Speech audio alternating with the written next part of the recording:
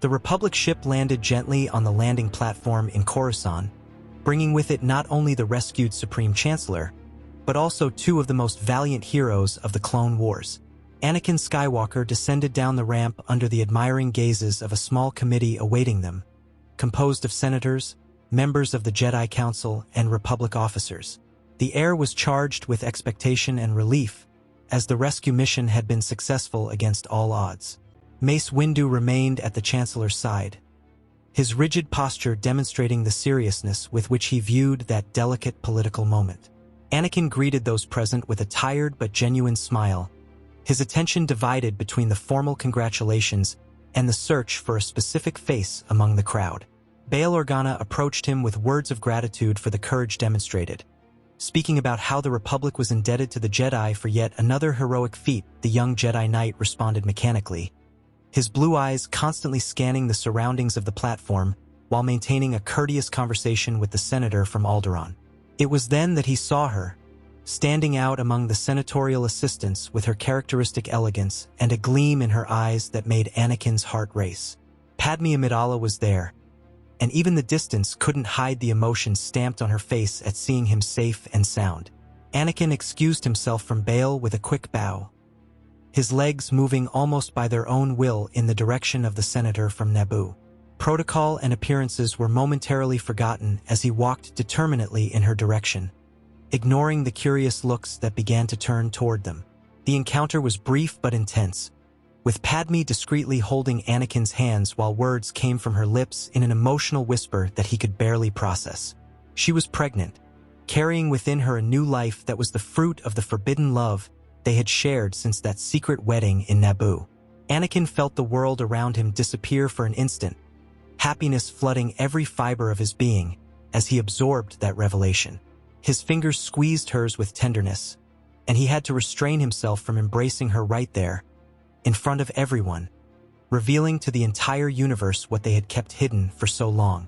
Mace Windu had turned to verify something with Anakin when he witnessed from a certain distance, the scene unfolding a few meters behind him. The Jedi Master observed with growing concern as Anakin and Senator Amidala embraced in a way that went far beyond formality or simple friendship. His countenance hardened as he processed the implications of what he was witnessing, the Jedi Code echoing in his mind like a warning bell. He knew the rules, had sworn to defend the principles of the Order above all else, and what he was seeing represented a clear and deliberate violation of the most sacred vows a Jedi could make. Anakin Skywalker, the Chosen One, he who should bring balance to the Force, was involved in a romantic relationship with a senator. Disappointment and concern mixed in his chest as he made the decision that this could not be ignored or swept under the rug. Hours later, when the official formalities had ended and the heroes of the mission could finally rest, Mace Windu sought out Anakin in the corridors of the temple. The invitation for a private conversation was formulated with the Master's characteristic professional coldness, but there was an underlying tension that Anakin immediately perceived. They headed to one of the private meditation rooms, away from curious ears, and it was there that Windu directly confronted the young knight about what he had observed.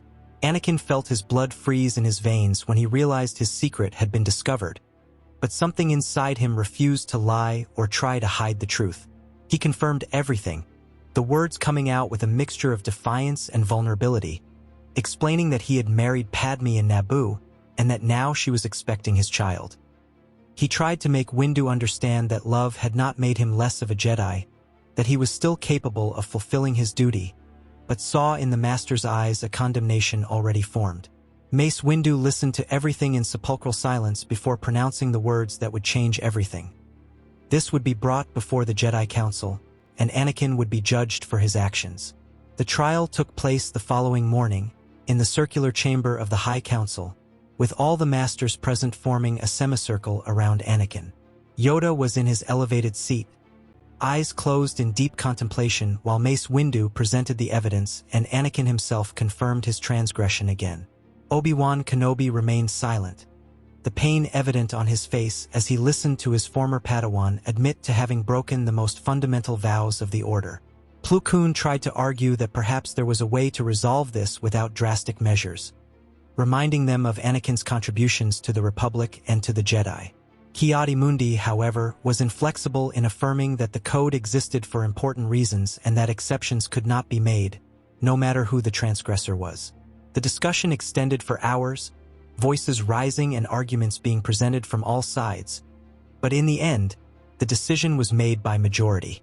Anakin Skywalker would be expelled from the Jedi Order, his name removed from the records of active knights, and he would be banished from the temple and from all official activities of the Order, effective immediately.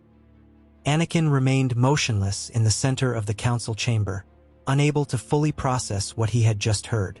Expulsion from the Jedi Order was not just an administrative punishment. It was the dismantling of his entire identity, of everything he had been since he was 9 years old when Qui-Gon Jinn found him on Tatooine. He tried to argue, his voice rising in tone as he questioned whether years of loyal service, countless lives saved. His very nature as the chosen one weighed nothing against a single act of true love. Obi-Wan looked away, unable to bear the pain in his former apprentice's eyes, while Yoda slowly shook his head, murmuring that difficult that decision was, but necessary for the integrity of the Order. Mace Windu remained firm, explaining that precisely because he was the chosen one, Anakin should be above such weaknesses, that his example needed to be impeccable. Anakin's refusal to accept the sentence echoed through the ancient walls of the temple, but the decision was made and was final. He left that room no longer as a Jedi, but as a common man, carrying only the clothes he wore and an immense void where once resided his connection with the only family he had known since childhood. The path to Padme's quarters seemed longer than ever, each step weighing like lead as Anakin struggled to organize his chaotic thoughts.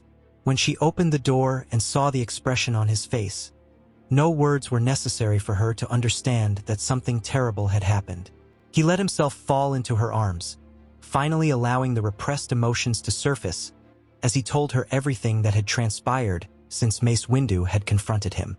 Padme listened in silence, her own tears flowing freely as she held the man she loved and felt the pain radiating from him in almost physical waves. She caressed his hair, whispering words of consolation, saying they still had each other, that they would have their child, that they would build a life together far from that place that hadn't known how to value what it had. It was then that she suggested Naboo, her homeland, where they could live in peace, raise their family away from the judging eyes of Coruscant and the painful memories of the Jedi Temple.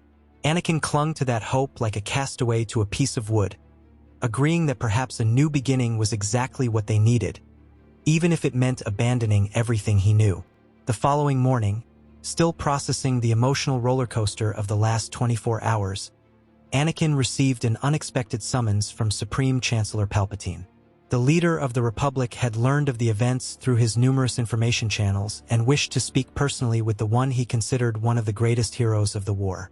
Anakin headed to the Chancellor's office with mixed feelings, part of him ashamed to face yet another person who would know of his failure, part curious about what the most powerful man in the galaxy could want with him now.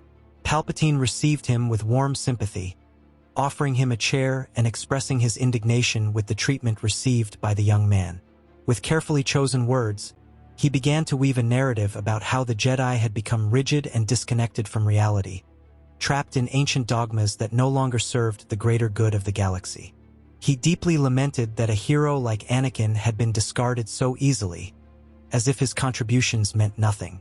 With each word, Anakin felt something inside him resonate with that speech, a validation the Council had never offered him. It was then that Palpatine made his proposal, presented as a gesture of personal gratitude and recognition of Anakin's true worth. He offered the young man the position of personal advisor to the Supreme Chancellor, a position of prestige and influence that would allow Anakin to remain in Coruscant and continue serving the Republic in a different way.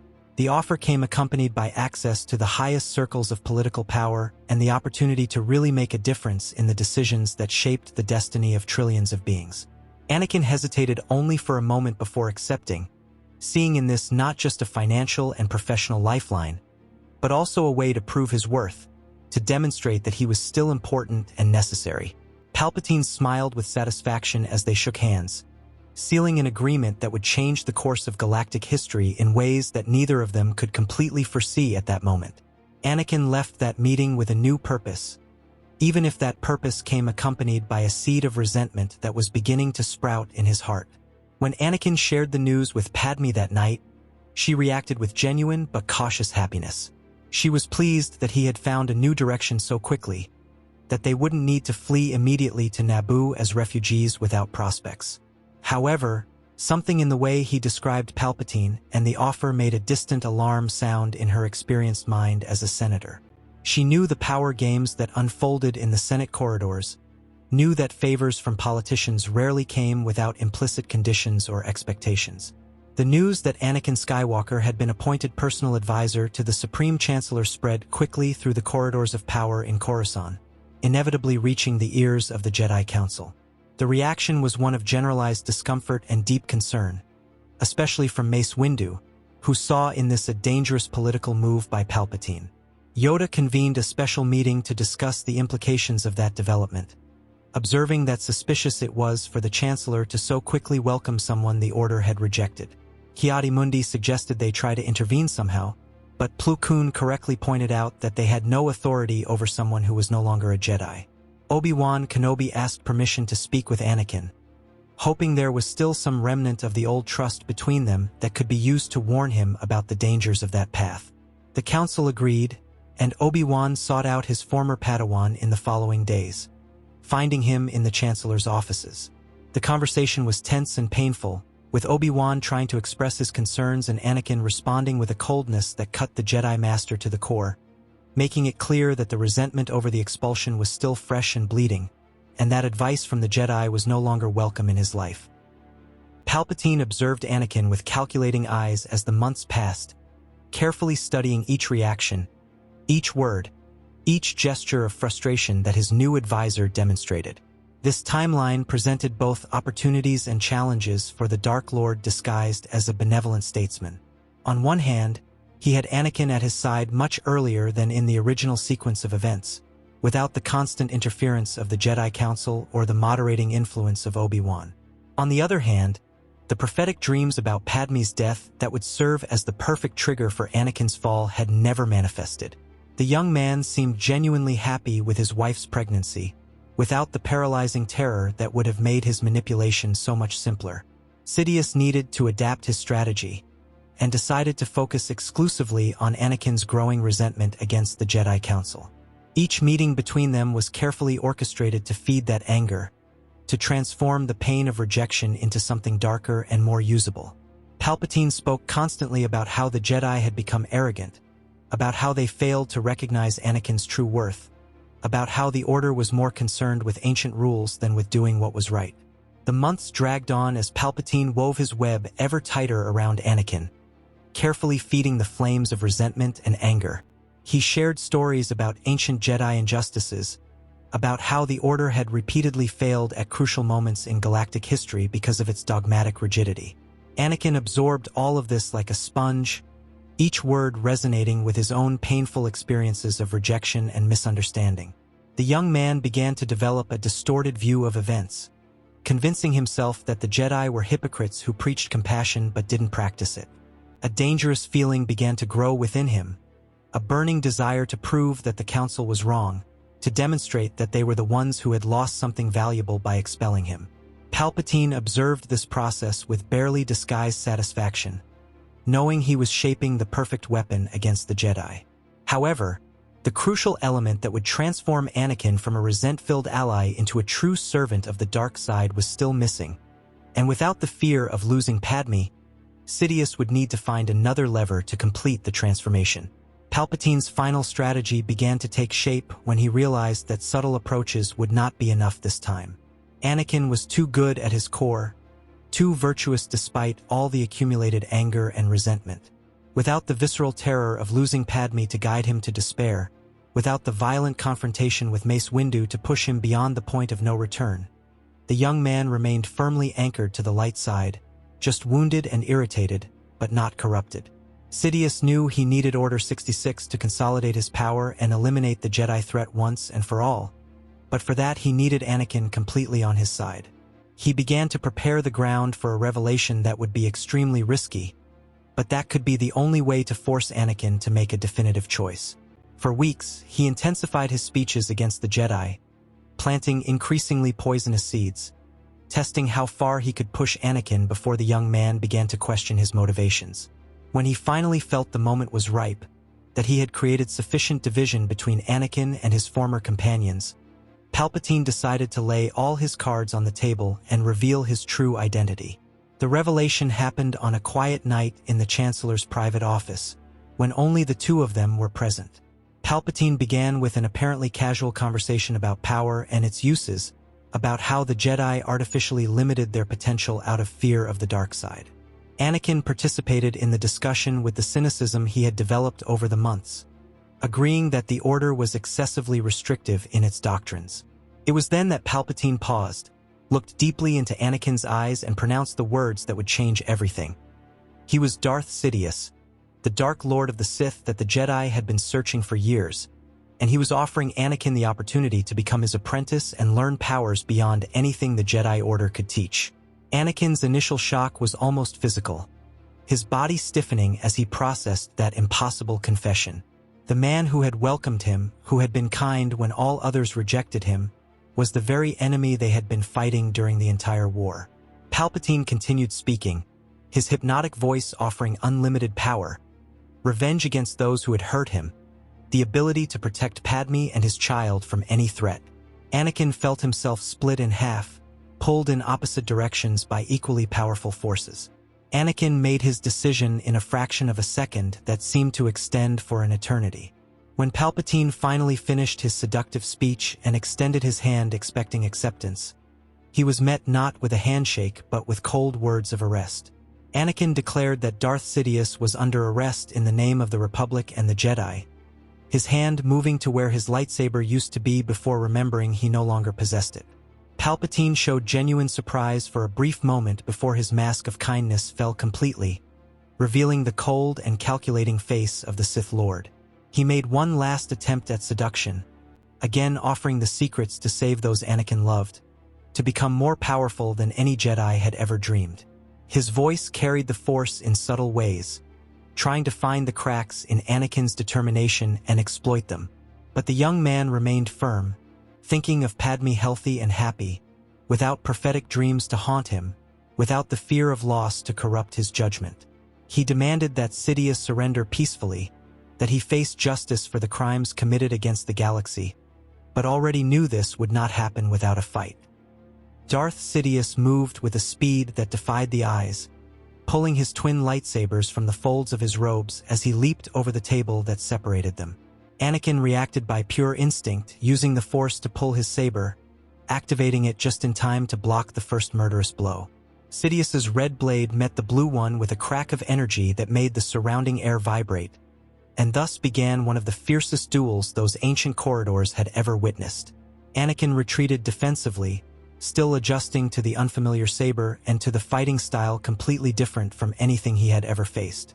Sidious attacked with contained fury, each movement precise and deadly, searching for openings in his opponent's defense. The fight evolved as the minutes passed, with Anakin beginning to find his rhythm despite all the disadvantages. He didn't yet possess the raw power necessary to overpower Sidious in direct confrontation. The Sith Lord was simply too powerful, versed in ancient techniques and dark knowledge accumulated over decades. But Anakin had youth on his side, faster reflexes, muscles that didn't know the fatigue that was beginning to appear at the edges of Palpatine's movements. The young man began to press, using aggressive combinations he had learned during the Clone Wars, forcing Sidious to spend precious energy on elaborate defenses. A vertical strike forced the Sith Lord to retreat 3 steps.